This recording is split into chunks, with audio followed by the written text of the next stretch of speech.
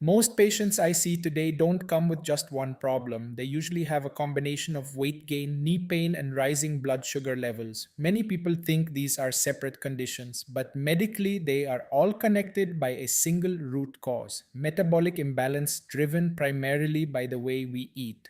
According to guidelines from the Indian Council of Medical Research and the National Institute of Nutrition, the typical Indian diet consists of about 60 to 70% carbohydrates, mainly from rice, wheat, and sugar, while protein intake is significantly low. This imbalance is the starting point of a cascade of metabolic problems. When we consume excessive carbohydrates, the body converts them into glucose, leading to repeated spikes in blood sugar. In response, insulin levels rise to push this glucose into cells. Over time, due to constant high insulin levels, the body becomes less sensitive to insulin, a condition known as insulin resistance. This is the fundamental mechanism behind type 2 diabetes, metabolic syndrome, abdominal obesity, and even worsening of osteoarthritis because excess fat tissue releases inflammatory chemicals that increase joint pain and degeneration. What is important to understand is that simply replacing one carbohydrate with another, for example, switching from white rice to brown rice or millets, does not solve the problem if the total carbohydrate quantity remains high. The real solution lies in restructuring the plate. A very practical and effective model is to divide your plate into three parts. Half the plate should be vegetables and salads, one quarter should be protein, and only one quarter should be carbohydrates like rice or roti. This single change can significantly improve metabolic health.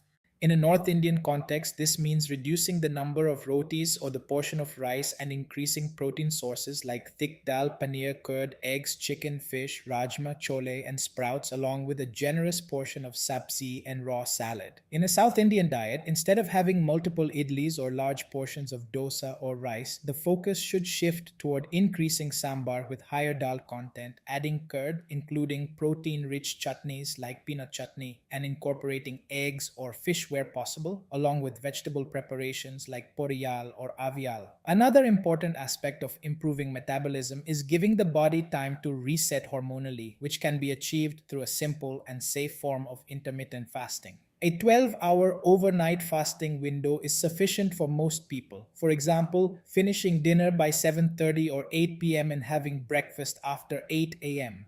During this fasting period, insulin levels fall, allowing the body to switch from glucose burning to fat burning, thereby improving metabolic flexibility and reducing fat accumulation. This is not extreme fasting but a natural extension of overnight rest that aligns with our circadian rhythm. Equally important is addressing chronic inflammation, which is a silent driver of many diseases including diabetes, cardiovascular disease, and osteoarthritis. An anti-inflammatory diet plays a crucial role here, including foods like turmeric, which contains curcumin along with ginger and garlic, helps reduce inflammatory pathways in the body. Leafy green vegetables provide antioxidants, while nuts and seeds such as almonds, walnuts, and flax seeds supply healthy fats and omega 3 fatty acids that counter inflammation. Fish is also an excellent source of omega 3. At the same time, it is essential to avoid foods that promote inflammation, such as refined sugar, maida, ultra processed packaged foods, and excessive fried items. Physical activity complements dietary changes and is essential for improving insulin sensitivity and maintaining muscle mass. Simple measures like daily walking for 30 to 45 minutes and incorporating basic strengthening exercises can make a significant difference, especially in patients with diabetes and osteoarthritis.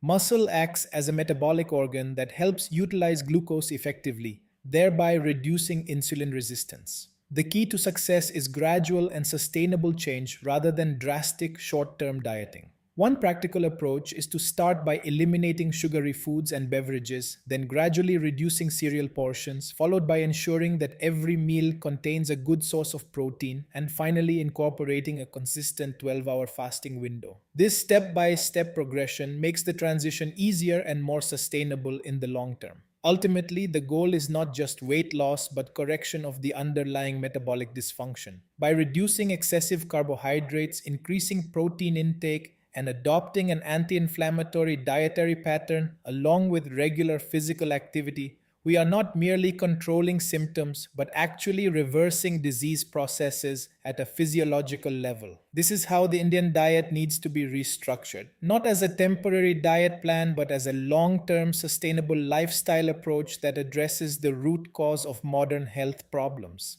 Follow Dr. Fit and Heal WhatsApp channel for a healthy diet and fitness updates, link in the description. Thank you for watching, like the video and subscribe the channel.